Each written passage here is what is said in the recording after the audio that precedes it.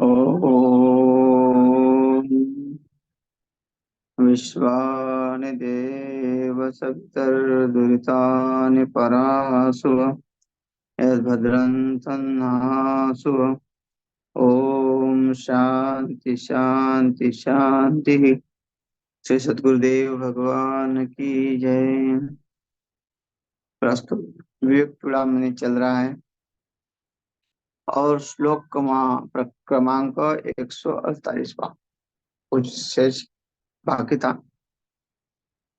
कहते हैं कि जो शास्त्र के अनुसार चलता है वही विशुद्ध अंतःकरण वाला होता है।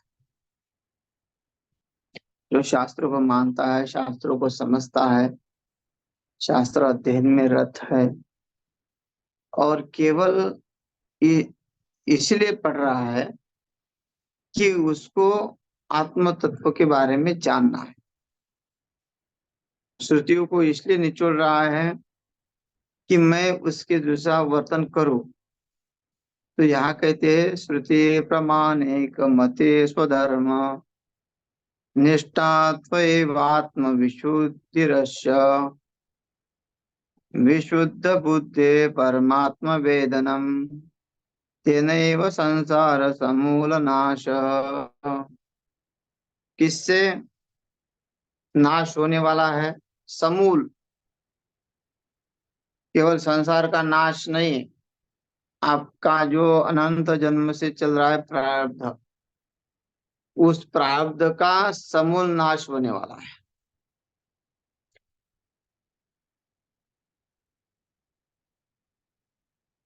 उसके लिए कुछ सिच बसता नहीं है। गीता में भी हम देख रहे हैं, चौथे अध्याय में वो यही कहते हैं कि जिसको ज्ञान हो जाता है, तत्वदर्शी के जब शरण में जाता है, तत्विद्धि प्रणिपाते न परिप्रश्नेन सेवया उपदेश ज्ञान ज्ञानिन तत्वदर्शिन, है ना। कहते हैं कि उपदेश ज्ञानम ज्ञानिन तत्वदर्शिन। जो वो ज्ञान का उपदेश जब होता है तब इस संसार के बंधन से निवृत्ति हो जाती है। संसार का बंधन क्या है? संसार में जो ममत्व जड़ा हुआ है, संसार का व्यवहार जो कर रहे हैं लेकिन किसी को समाधानी नहीं मिल रही। अगर किसी के लिए हम कुछ करते नहीं है तो वो व्यर्थ है, वो नालायक है, वो पुरुषार्थहीन है। जड़ भरत राजा घर में कुछ नहीं करते तो उसके उनकी भाभियां बोलती थी "ये किसी काम का नहीं है, केवल रोटी खाने का काम का है, इसको बाहर निकालो नहीं तो हम बाहर चले जाएंगे"।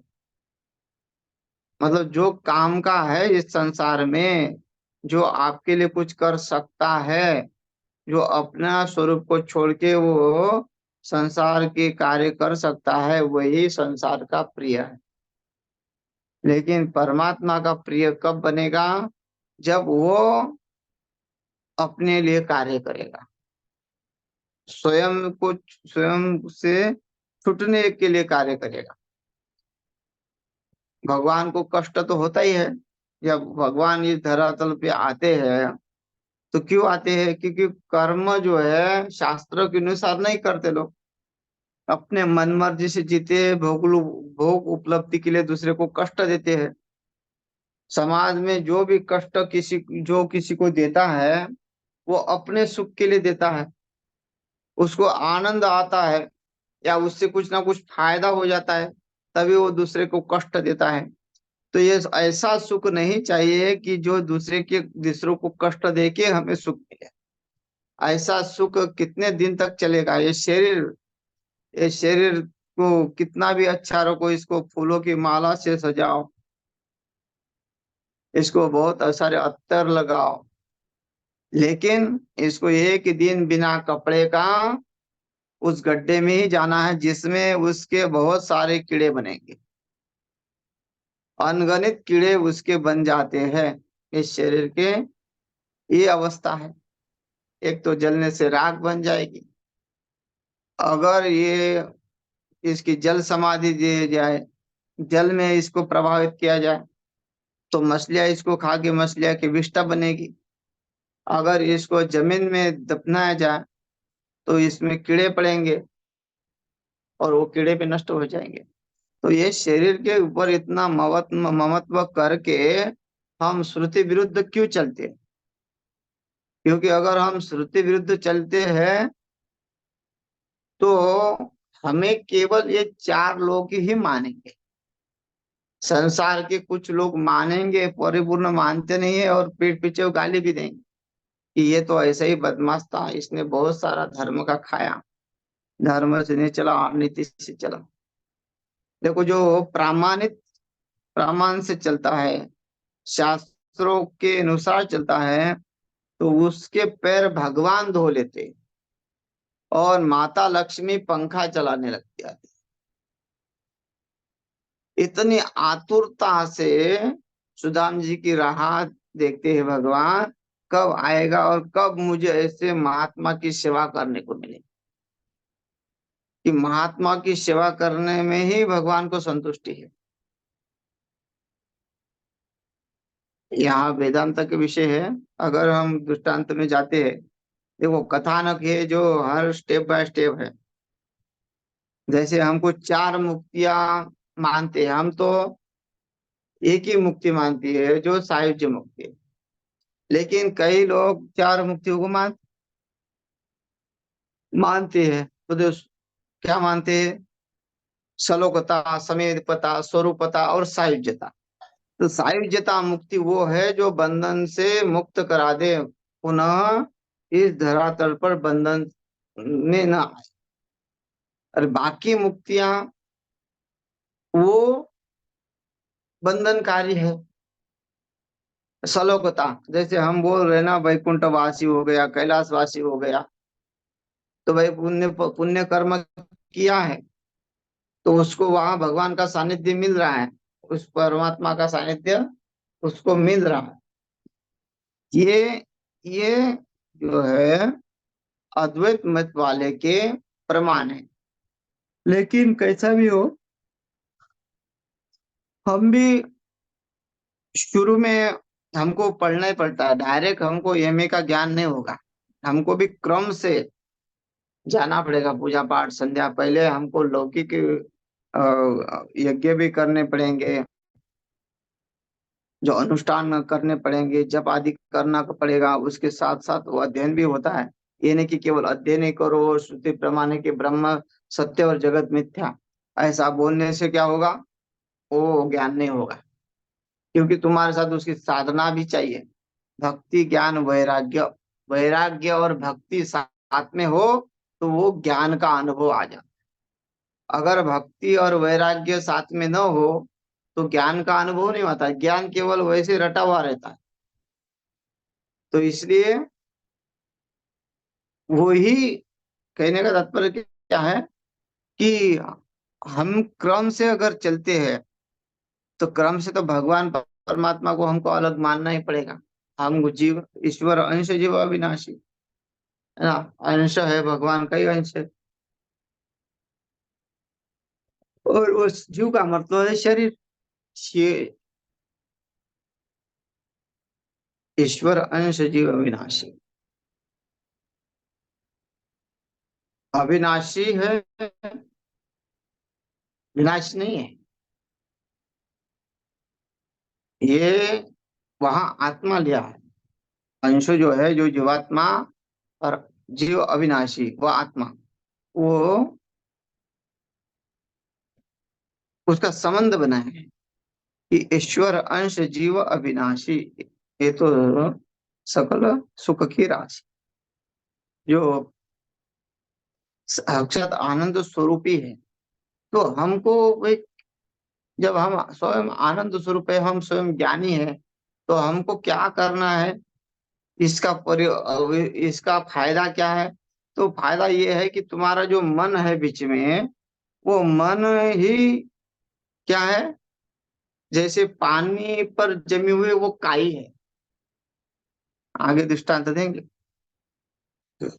पानी पे जो काई जम जाती है, तो सूर्य का प्रतिबिंब पानी में पड़ रहा है या पानी के अंदर क्या है हमको दिखाई नहीं देता, क्योंकि काई है। अगर काई को साफ करो, हटा दो, तो क्या होगा? सूर्य का प्रतिबिंब स्पष्ट दिखेगा। तो वैसे ही मन के ऊपर जो आर्य आवरण है, मल, विक्षेप, ये जो आवरण है, वो काम क्रोध आदि के आवरण है, इसको हटाने के लिए ही श्रुति के प्रमाण को मानना पड़ेगा। क्योंकि श्रुति के प्रमाण से ही एक सिद्ध हो जाएगा, और श्रुति के प्रमाण रटे रटे शुद्ध अंतकरण हो जाएगा, और शुद्ध अंतकरण होने से क्या है, स्वतः ही वो प्रकट हो जाएगा। अपना जो ज्ञान है वो स्वतः ही प्रकट हो जाएगा। तो इसलिए कहते हैं कि श्रुति प्रमाणिक मते स्वधर्म।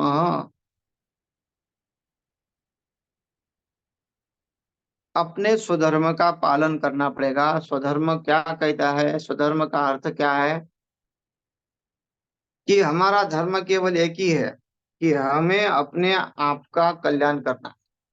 हमें जब तक अनुभूति नहीं होती, अनुभूति का अर्थ है कि सर्वव्यापक ज्ञान, विश्वम दर्पण दृश्यमान नगरी तुल्यम निजांतर्गतम वसुदैव कुटुंबकम ईशावास्यम इदम सर्वम, और ऐसी बुद्धि हो जाए, सर्वे भवन्तु सुखिनः सर्वे सन्तु निरामया सर्वे भद्राणि पश्यन्तु माँ कश्चित् भागवत। हमारे से किसी को कष्ट ना होए, ना कोई अगर हमको कष्ट दे भी तो हमें वो भी उसकी प्रतीति न हो। हमको वो, ना हमसे कष्ट किसी को न होए, हम हमारी ऐसी क्रियाएं हो कि किसी को भी दुख न पहुंचे। और अगर कोई दुख देना भी चाहता है तो वो हमारे पास ना है, हमें छुए नहीं, हमें लगे नहीं। हम हमें क्यों नहीं लगे? क्यों? हमारा ममत्व हमारे पर नहीं है। जब देह भाव जब वो रहेगा, तभी तो तुम उस देह को, देह भाव के कार्य को स्वीकार करोगे। तुमको जो भला बुरा कर रहा है, तुम्हारे देह को जो पीड़ा पहुंचा रहा है, वो देह को पीड़ा पहुंचाने वाला वो तो अज्ञानी है। लेकिन अगर हम समझते कि हमारा ये देह नहीं है, हमारा शरीर नहीं, हम तो शुद्ध बुद्ध आत्मा ही है, तो क्या होगा? उसकी प्रतिक्रिया नष्ट हो जाएगी, उसका शत्रु तो समाप्त हो जाएगा। गौतम बुद्ध चल रहे हैं, चलते चलते अंगुली राम रास्ते में आके खड़ा हो जाता है, और अंगुली राम कहता है कि चलो निकालो, अपने पास जितना भी माल है वो निकालो। गौतम बुद्ध उसके तरफ देखते रहते, कुछ बोलते नहीं है, जवाब नहीं देते। उसको गुस्सा आता है, गुस्सा आने के बाद वो अपना खड़ग जो है ऊपर उठाता है, लेकिन उसका अधिकार समाप्त हो जाता है उस खड़ग, क्योंकि वो कितना भी प्रयास करने के बाद भी वो खड़ग उसको मार नहीं सकता। क्यों? क्योंकि उनका जो है देहभाव समाप्त हो गया, इसलिए वो खड़ग भी उसके ऊपर कुछ कार्य कर नहीं सकता, वो व्यर्थ जाएगा। पानी में, पानी को, पानी सागर है। अब सागर को जब नदी मिल जाएगी, सागर में नदी मिल जाएगी, तो वहां जाके कितना भी तुम फावड़े से पानी इधर उधर करो, जहां मिल गई वहां, तो वो कभी भी पानी अलग होने वाला नहीं है, और आप ये पहचानेंगे नहीं कि ये समुद्र है कि ये नदी है ना? गंगा सागर में जाएंगे तो गंगा सागर में ये आपको पता नहीं चलेगा कि गंगा जी कहाँ है। और अभी तक हमको भी पता नहीं चला, हम गए गंगा सागर तो पूछा भी गंगा जी है कहाँ, कोई उधर बोला, कोई उधर बोला। तो जहां मिल जाती है तो वहां कोई जा ही नहीं सकता है, क्योंकि जहां गंगा जी सागर में मिल रही है, वहां इतनी झाड़ियां है, बोलते हैं इतना कीचड़ है कि आज तक कोई वहां जाता ही नहीं है, कि जो संगम है वो। जैसे यहाँ अलकनंदा का और भागीरथी का संगम है देवप्रयाग, वो तो स्पष्ट दिखाई देता है, लोग वहां स्नान करते हैं। लेकिन वास्तविक तो स्नान गंगा जी में होता है, क्योंकि अलकनंदा का पानी वो इधर आता ही नहीं, वो उधर से उधर चला जाता है, और वहां तक कोई भी जा भी नहीं सकता। लेकिन संगम दिखता है, लेकिन गंगा जी का संगम नहीं दिखता है। वो ऐसे ही एक रूप हो गई, क्योंकि वो ज्ञान गंगा है।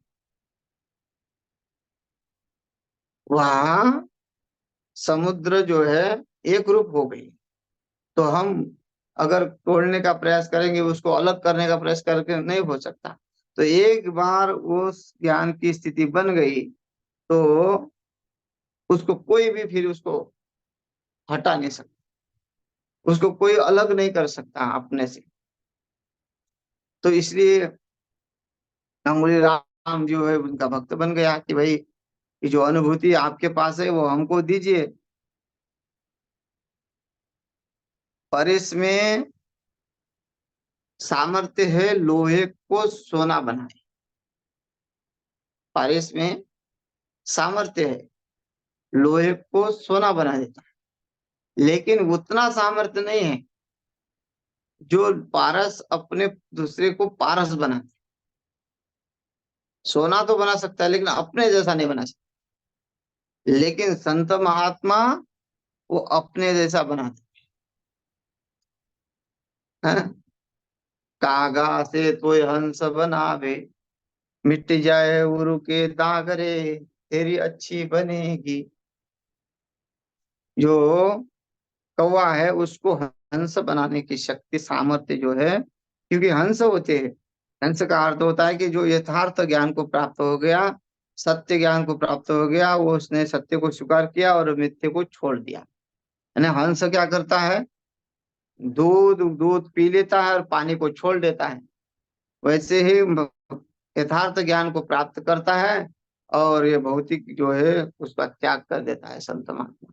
तो वैसी ही अनुभूति वो कराता है, क्योंकि उस श्रुति के प्रमाण से चलता है। वो उसका स्वधर्म से चलता है कि उसने अपने जीवन में केवल अपना आत्म कल्याण के लिए प्रयास किया और कोई नहीं। और उसकी निष्ठा इतनी है कि उसके ऊपर कितने भी आघात आए, उसको कितना भी विचलित करने का प्रयास किया जाए, वो हटता नहीं है।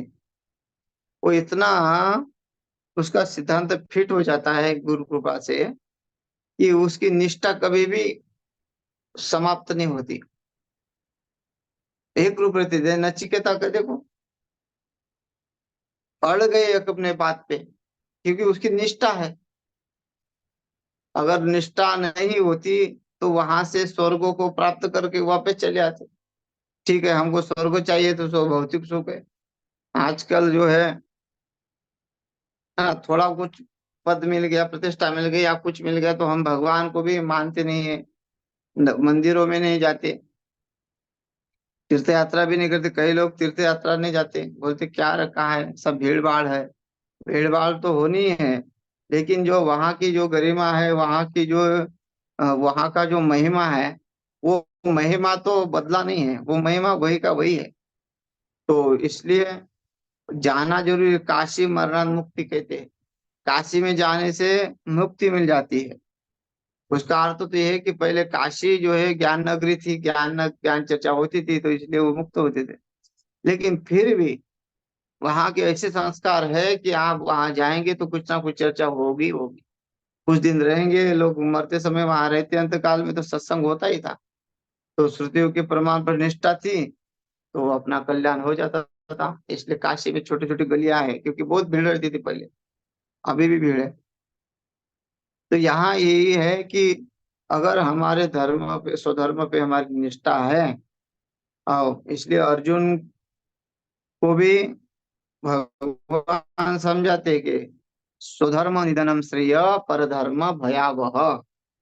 तुम्हारा स्वधर्म क्या है कि तुम जानो तुमने जो मोह माया जो ममता जो है जगड़ रखी है, और ये कह रखा है कि स्वजनम ही कथम हत्वा सुखिन श्यामाधव, मैं अपने स्वजनों को कैसे मारूंगा। लेकिन तेरा वो कर्म नहीं है, तूने अपने कर्म में अपनी निष्ठा रखनी चाहिए। स्व से कर्म ने निष्ठा, ऐसा कहते हैं। स्व से कर्म ने जो जो जिसका जिसका कर्म है उसने उसने अपनी निष्ठा रखनी चाहिए। भाई हमारा कर्म है पूजा पाठ करना, भगवान का स्मरण करना, चिंतन करना, तो मुख्य तो यही है।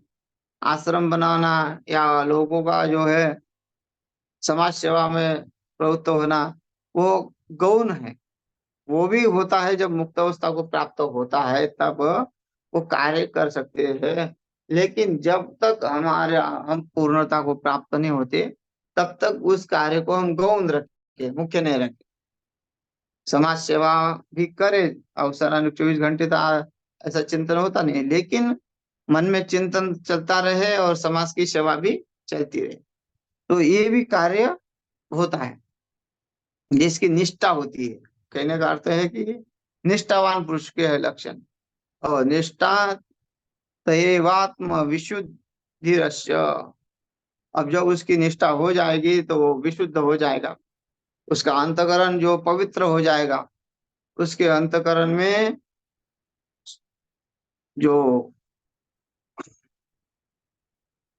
पहले ही प्रकाशमान था वो प्रकाश जो है सब जगह फैल जाएगा। प्रकाशित होने से वो सबको प्रकाशित करेगा, फिर उसको प्रयास नहीं करना पड़ेगा। सूर्य एक बार जो है उदय होने से उसको घर घर जाके जो है प्रकाश देना नहीं पड़ता। सूर्य उदय हो गया, सबको प्रकाशित कर देता है। एक बार अपना आत्मज्ञान हो गया तो वो सब जो जितने उसके सामने आए वो उसको भी वही बांटता रहता है। इसलिए महापुरुषों को जो है उनके उनको चरणों को छोड़ते नहीं लोग। जिसको जिसको महापुरुषों की अनुभूति है वो कितना भी हो, उसके सत्संग सुनने के लिए लोग दो दो, पहले के जमाने में दो दो चार चार कोस जो है जाते थे, पैदल चल के जाते थे, गाड़ी घोड़े की कोई व्यवस्था नहीं थी, चल के जाते थे, क्योंकि उनको लगता था कि इसके सिवा और दूसरा कोई महत्वपूर्ण है। आज फिल्मों को देखने जाते हैं लोग पैसे खर्चा कर करके, और सत्संग फ्री में मिल रहा है, लेकिन उसको कोई चाहता नहीं, क्योंकि उसका स्वाद चखा ही नहीं है। उसका स्वाद कैसा है ये पता ही नहीं है। हाँ, जब तक बच्चों के मुंह में शहद नहीं लगाते तो उसको मिठास का अनुभव नहीं होगा। और अगर उसका मिठास से दूर रखा जाए तो वो देखेगा नहीं, उसको बोलता है हमको पता ही नहीं क्या है क्या नहीं।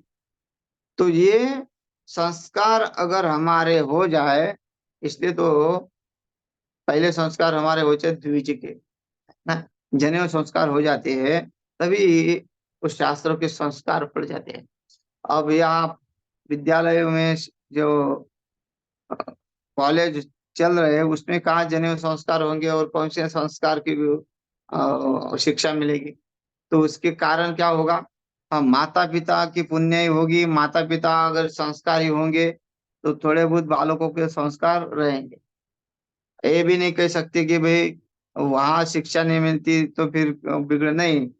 अगर हमारे पास संस्कार है, हम संतों से जुड़े हुए हैं, हमारी निष्ठा शास्त्रों पे है, भगवान पे हमारी श्रद्धा है, तो वो बालक भी संस्कारवान बनेंगे।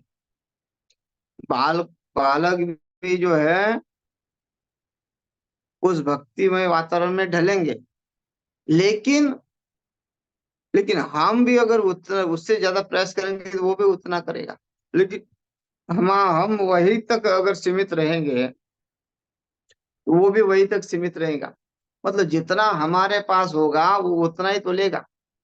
तो हमारे पास उतना इतना होना चाहिए कि उसका भी कल्याण हो। वो हमारे घर में आया तो हमारा पहले कर्तव्य बनता है कि उसको जो है उस मार्ग में लगाए कि भाई पहले तू अपने कर्म बंध से मुक्त हो जाए। कोई भी माँ बाप संस्कार तो देंगे, भगवान की पूजा पाठ में भी लगाएंगे, रोज मंदिर भी भेजेंगे, लेकिन महात्मा कोई नहीं कहेगा कि तुम महात्मा बन जाओ और अपना कल्याण करो। है ना, एक बार कहा था ना कि गुजरात में एक महात्मा बन गए इस्कॉन का, और उसके माता पिता ने उसी का ही उसके ऊपर केस कर दिया कि देखो ये हमको छोड़ के चला गया और ये महात्मा बन गया, अब हमारा क्या होगा। तो ये ऐसे केस कर दिया उसके ऊपर। दोनों तीनों भी जो है कोर्ट कचहरी में चले गए। तो वही झगड़े वैसा आया था, एक वीडियो वायरल हुआ था।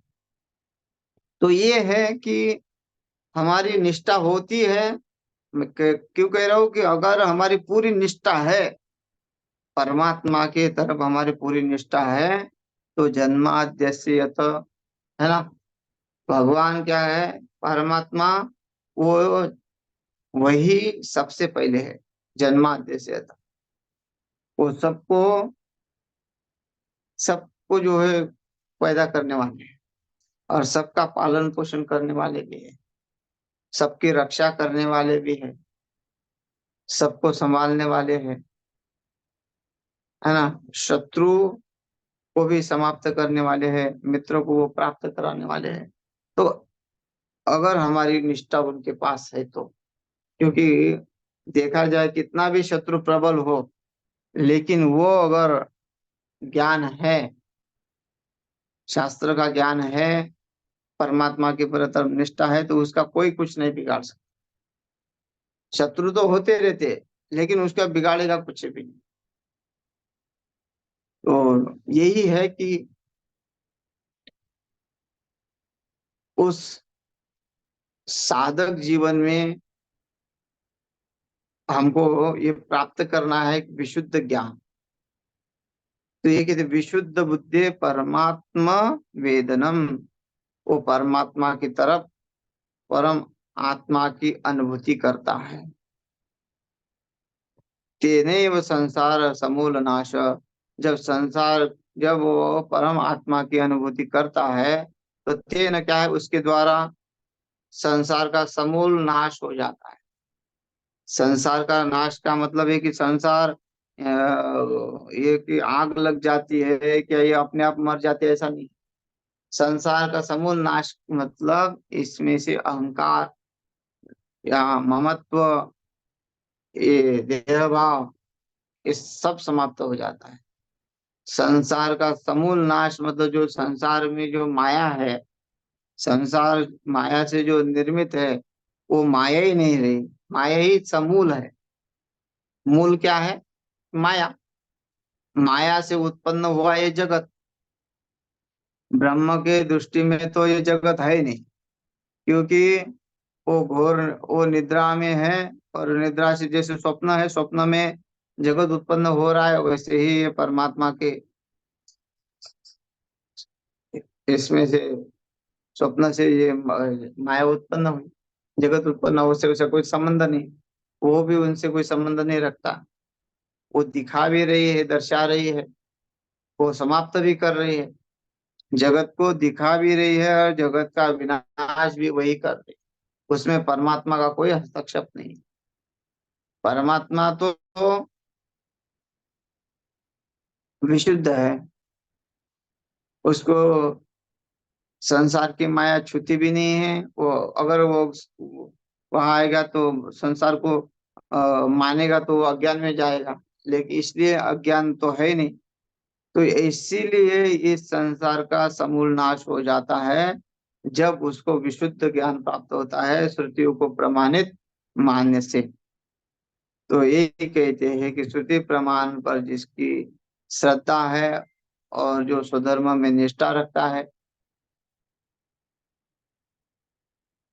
जो शास्त्रों ने जो विहित कर्म बताए हैं, यज्ञ दान तप कर्म,